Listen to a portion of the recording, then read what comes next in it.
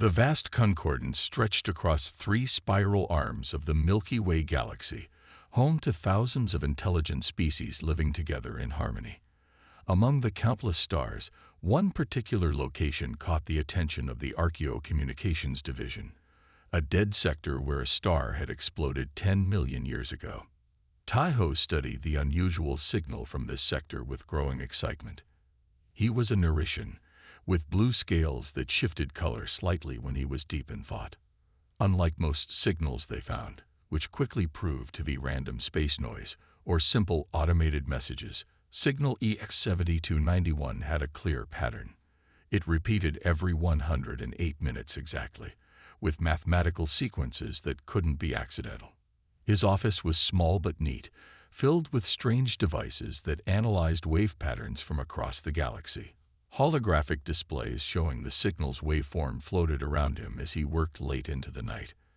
After 3 weeks of careful study, he finally confirmed what he had suspected from the beginning.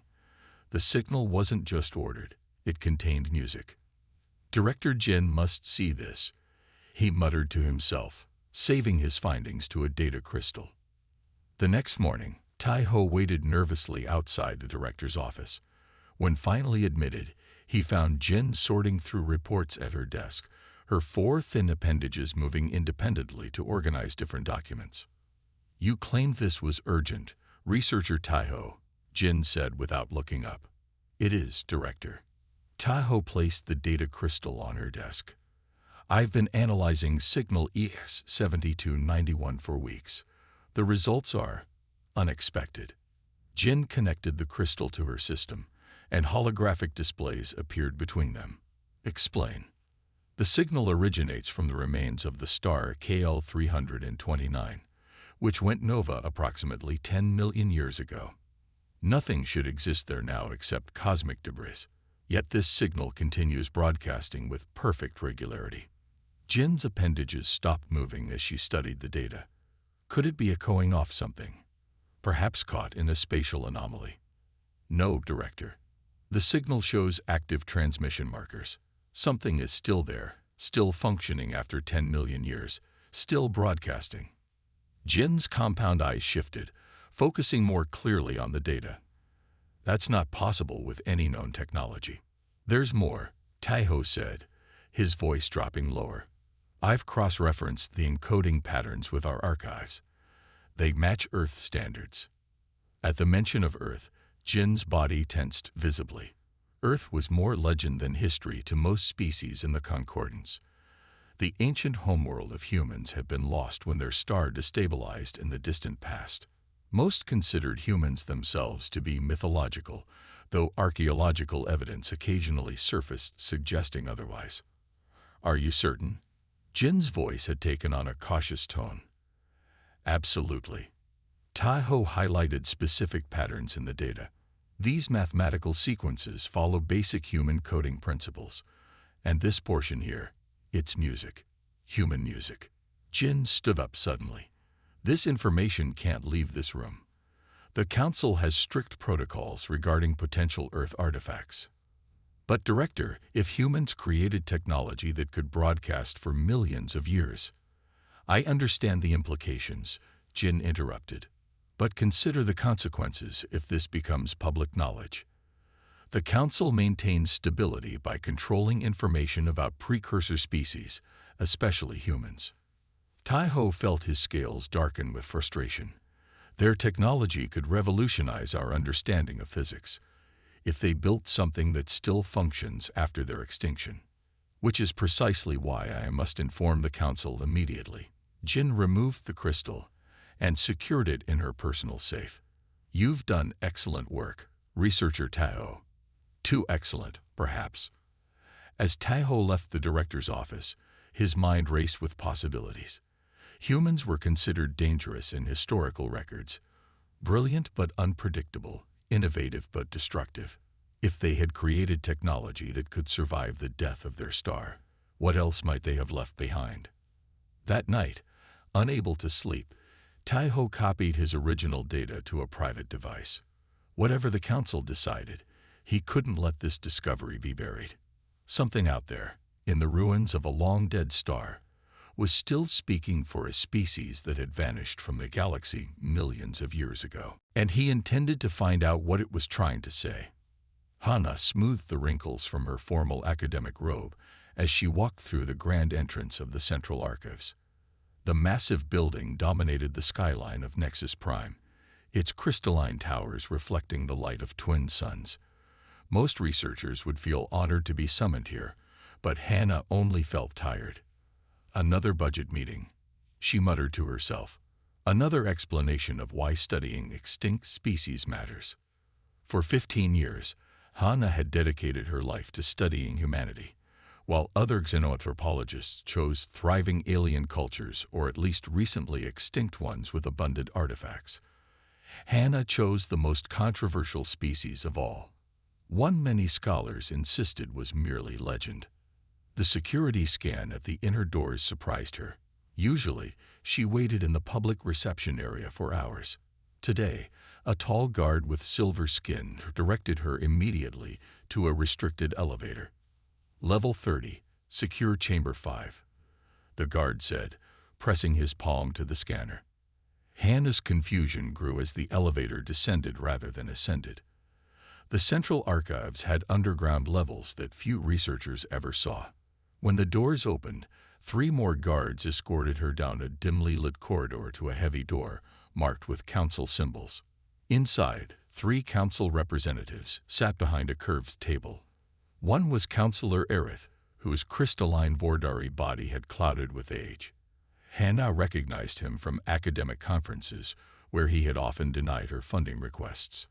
The other 2 were unfamiliar to her. More surprising was the blue-scaled Narration who stood nervously in the corner, clutching a datapad. "Dr. Hannah," began Councillor Aerith, his voice crackling like ice breaking. "Thank you for coming on such short notice." "I wasn't aware I had a choice," Hannah replied, keeping her tone neutral. Aerith's crystalline face couldn't show expressions, but his voice softened slightly. "We've discovered something that falls within your unusual expertise." He gestured to the Narration, who stepped forward. "This is Senior Researcher Taiho from the Archaeo-Communications Division. Please share your findings." Taiho nodded respectfully to Hannah. 3 weeks ago, I detected a signal from the remains of star system KL 329. The star went nova over 10 million years ago, yet the signal appears to be actively transmitted. He activated a hovering display between them, showing waveforms and data patterns. The signal repeats every 108 minutes and contains mathematical sequences that— "Let me hear it," Hannah interrupted, leaning forward. Taiho glanced at the council members, who nodded. He pressed a control, and a series of tones filled the room. First came simple mathematical patterns, prime numbers, then what Hannah recognized as the value of pi, followed by physical constants. Then, unmistakably, music began to play. Hannah closed her eyes, listening intently. Her heart raced as she recognized the melody, the harmonies, the specific composition that had been preserved in fragments among the few human artifacts ever recovered. "It's a human composition," she whispered, opening her eyes to stare at the council members. "Bach Brandenburg Concerto No. 2, modified to carry embedded data." The second counselor, a tall being with multiple eyes arranged in a circular pattern, made a dismissive gesture. "Impossible. If your theories are correct, humanity vanished 11 million years ago when their sun destabilized. Yet here's proof they survived long enough to leave this message," Hannah replied, her voice stronger now. "The question is, how is it still transmitting?" She turned to Taiho. "May I?" Without waiting for permission, she took his datapad and began scrolling through his findings. "The signal originates from where Earth's sun once was." "Not exactly," Taiho said. "It comes from what would have been the orbit of the 4th planet in the system." Hannah's hands trembled slightly. "Mars. They called it Mars." "You seem quite certain this is of human origin," said the third counselor, who until now had remained silent. "Could it not be a coincidence, or perhaps another species using similar mathematical principles?" Hannah shook her head firmly. The musical composition is distinctly human. Bach was a composer from their historical period known as the 18th century. This particular concerto was specifically included in their Voyager Golden Record, a message they sent to the stars long before they developed faster-than-light travel. She looked at each council member in turn. For years, I've argued that humans achieved technological heights before their extinction that we still don't understand. This signal proves it. What do you propose? Asked Aerith after a moment of silence. We need to find the source, Hannah said without hesitation. Whatever is generating this signal has survived the death of a star and continued functioning for millions of years. The technological implications alone justify an expedition. The council members looked at each other, having some silent communication. Finally, Aerith spoke again. We will consider your request. Until then, this information is classified at the highest level. Hannah nodded, but inside her mind was already racing ahead. After years of being dismissed and ridiculed, she finally had proof that humans were more than myths. Whatever they had left behind in that dead star system, she was determined to find it.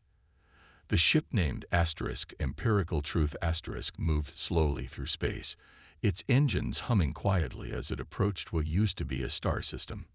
Now, only rocks, dust, and empty space remained where planets once orbited a living sun. Hannah stood on the bridge, watching the view screen with intense focus. After 3 months of arguing with the council, she had finally secured permission for this expedition. I still think this is a waste of resources, said Commander Do-hyun, his metallic skin reflecting the soft blue lights of the bridge. Do-hyun was an Ithan warrior, nearly 2 meters tall with a body that appeared to be made of living metal. We're chasing ghosts across empty space. Hannah didn't bother responding. She had heard the same doubts from the council, from her academic colleagues, and from nearly everyone else involved in the mission. Only Taeho, the blue-scaled Narration who had discovered the signal, shared her excitement. 2 hours until we reached the calculated origin point of the signal, reported the pilot, a small green-skinned being with 6 fingers on each hand. All systems normal. Taeho joined Hannah at the main view screen, his scales shifting to a deeper blue as he studied the sensor readings. The signal is getting stronger. Whatever is generating it must have immense power, or incredible efficiency, Hannah replied. To function for 11 million years requires either massive energy reserves or a way to generate new energy from almost nothing. Do-hyun crossed his arms, the metal plates of his body making a soft scraping sound. If something that powerful exists here, why can't we see it? Sensors show nothing but debris. The unknown remains unknown until discovered, Commander, Hannah said with a small smile. Isn't that why your people joined the Concordance? To learn what lies beyond your understanding. The commander's metallic face couldn't show emotion, but his posture stiffened. My people joined for protection and trade. Curiosity has its place, but not at the expense of safety. 1 hour to signal origin, announced the pilot, interrupting their discussion. As they drew closer, the bridge crew became increasingly quiet, each focused on their tasks. The only sounds were the soft beeps of instruments and the occasional murmured conversation. Everyone felt the weight of the moment. They were potentially about to make the greatest archaeological discovery in Concordance history. Approaching signal origin point, the pilot finally announced. Sensors detecting unusual spatial distortion. Hannah leaned forward, squinting at the view screen. It showed only scattered asteroids and cosmic dust, the remains of planets that had been consumed when their star died. Yet the signal clearly emanated from this empty space. I don't see anything, said one of the security officers. There, Taeho pointed to a faint ripple in the seemingly empty space, some kind of cloaking technology. The sensors indicate something is bending light around that area. Commander Do-hyun moved closer to the screen, his skepticism finally giving way to curiosity. Take us closer, but maintain defensive shields at maximum. The Empirical Truth moved forward slowly. As they approached the distortion, the ship suddenly shuddered violently, throwing several crew members to the floor. "What was that?" demanded Du-Yun. "Unknown energy field," reported the science officer. "It's not damaging the ship, but it's interfering with our sensors." "Look," gasped Hana, pointing at the view screen. Before their eyes, space itself seemed to ripple like water. The distortion expanded and shifted, and suddenly, where empty space had been moments before, a massive structure appeared, a perfect sphere approximately 20 kilometers in diameter. Its surface was etched with intricate patterns that shifted and changed as they watched, glowing with a soft blue light. "By the void," whispered Commander Du-Yun, all his previous skepticism gone. "What is that?" The bridge fell completely silent. Even the most experienced space travelers among them had never seen anything like this. The sphere hung in space with impossible perfection, unmarred by 11 million years in a dead star system. Hannah's voice trembled with excitement when she finally spoke. "It's a Dyson object, theoretical technology described in recovered human archives. They actually built one." "A what?" asked Du-Hyun, not taking his eyes off the massive structure. "A constructed habitat designed to capture the energy of a star," Hana explained. "Human scientists theorize about them, but we never found evidence they had actually created one." She turned to Taiho, her eyes wide with wonder. They must have built this before their star began to destabilize. Some kind of arc or preservation system. Taiho checked his instruments. "The signal is definitely coming from inside. And now that the cloaking field has dropped, I'm detecting multiple energy signatures." "It's still active after all this time," Hana whispered. "Still functioning." Commander Du-Hyun straightened his posture, his natural caution returning. "We should proceed carefully. We have no idea what defenses such an advanced structure might have." "It revealed itself to us," Hana countered. "It dropped its cloaking field when we approached. I think it was waiting to be found." The massive sphere slowly rotated before them, its shifting patterns creating mesmerizing designs across its surface. After 11 million years of silence, humanity's legacy had finally been rediscovered. The team from the Empirical Truth approached the massive sphere in a small shuttle. Hannah pressed her face to the viewport, studying the shifting patterns on the sphere's surface. As they drew near, a section of the patterns began to glow more brightly. "Look there," Taiho said, pointing. "The patterns are changing." Before their eyes, a portion of the sphere's surface seemed to dissolve, revealing an opening large enough for their shuttle to enter. Inside was a docking area that looked untouched by time. "It's inviting us in," Hannah whispered. Commander Du-Hyun looked uncomfortable. This could be a trap. After 11 million years, what would be the point? Hannah asked. "Besides, our scans show breathable atmosphere inside."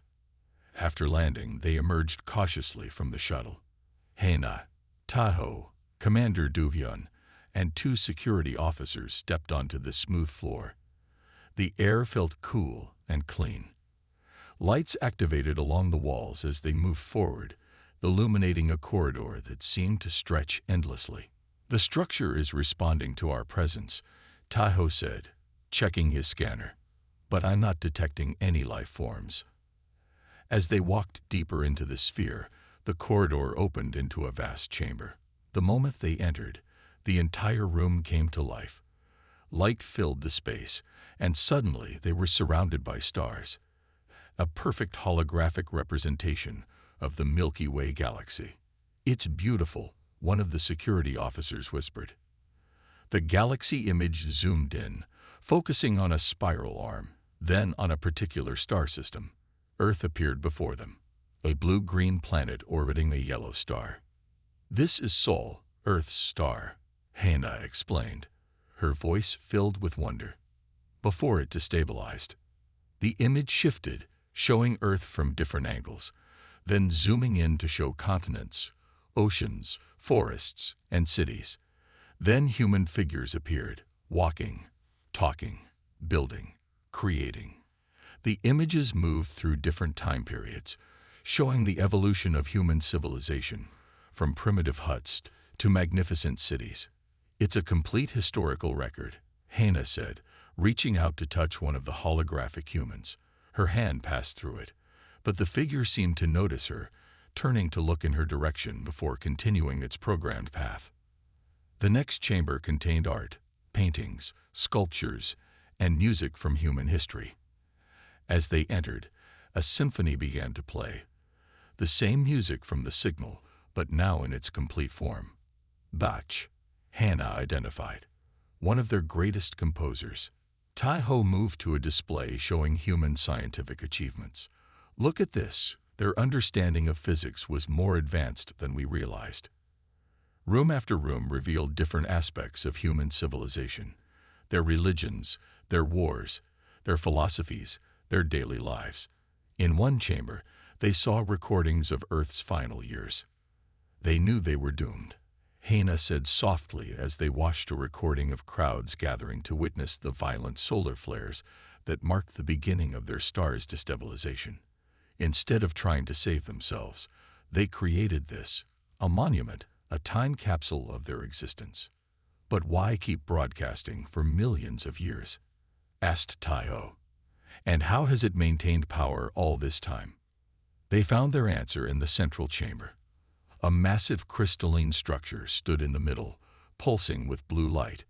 Energy flowed from it through transparent conduits that spread throughout the sphere like veins. 0-point energy, Hannah breathed, recognizing the technology from theoretical papers.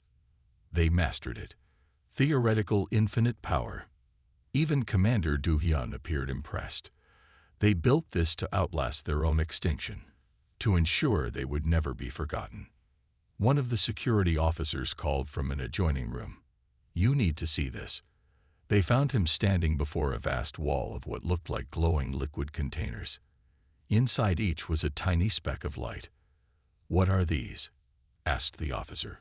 Hannah approached slowly, checking the data panel beside the nearest container. Her hands trembled as she read the information. These are DNA storage units, she explained. Each contains the complete genetic code for a different Earth species. Tai-Ho moved down the row, reading the labels. Plants, animals, microorganisms, thousands of species. Look here, Hannah called, standing before a section marked with a special symbol. These contain human DNA, complete sequences, different ethnic groups, different genetic traits. Her voice caught. They preserved everything needed to recreate their species. Commander Do-hyun stared at the wall of genetic material. They didn't just want to be remembered. They wanted a chance to return. Hannah nodded, touching one of the containers gently. They knew their star was dying, but instead of accepting extinction, they created a way for their species to survive. Not just as memories or records, but as living beings. Could we actually bring them back? Tai-Ho asked quietly. Before Hannah could answer, a new hologram appeared in the center of the room. A human figure, male, dressed in simple clothing.